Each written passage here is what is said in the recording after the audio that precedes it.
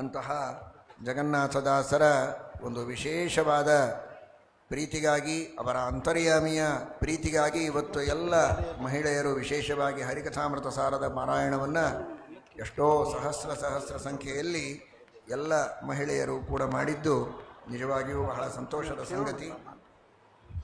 ಒಂದು ಸಂದೇಶವನ್ನು ಒಂದೇ ನಿಮಿಷದಲ್ಲಿ ತಿಳಿಯುವ ಪ್ರಯತ್ನ ಮಾಡೋಣ.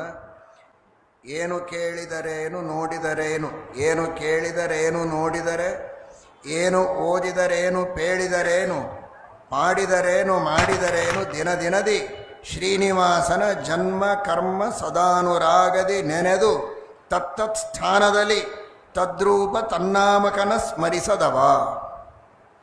ಬೇಕಾದಷ್ಟು ಶಾಸ್ತ್ರಗಳನ್ನು ಓದಿರ್ತಾನೆ, ಬೇಕಾದಷ್ಟು ತೀರ್ಥಕ್ಷೇತ್ರಗಳಿಗೆ ಸಂಚಾರ ಮಾಡಿ ಬರ್ತಾನೆ, ಬೇಕಾದಷ್ಟು ಯಜ್ಞಯಾಗಾದಿಗಳನ್ನು ಮಾಡ್ತಾನೆ, ಪರೋಪಕಾರ ಮಾಡ್ತಾನೆ. ಏನು ಪ್ರಯೋಜನ ಅಂತಾನೆ ಜಗನ್ನಾಥದಾಸರು. ಏನು ಮಾಡಿದರೇನು, ಏನು ನೋಡಿದರೇನು, ಏನು ಕೇಳಿದರೇನು, ಏನು ಎಲ್ಲಿ ಹೋದರೇನು.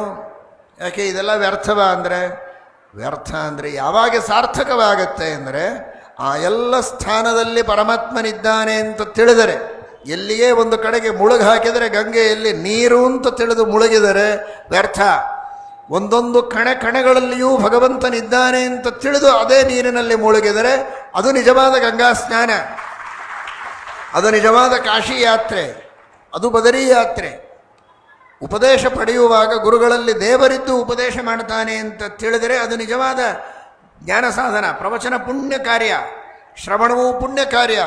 ಆದರೆ ನಾವೇ ಹೇಳ್ತೇವೆ ಅಂತ ನಾವು ತಿಳಿದರೆ, ನಾವೇ ಕೇಳ್ತೇವೆ ಅಂತ ನೀವು ತಿಳಿದರೆ, ಇವರೇ ಹೇಳ್ತಾರೆ ಅಂತ ನೀವು ತಿಳಿದರೆ ಅದೆಲ್ಲವೂ ತಪ್ಪೇ.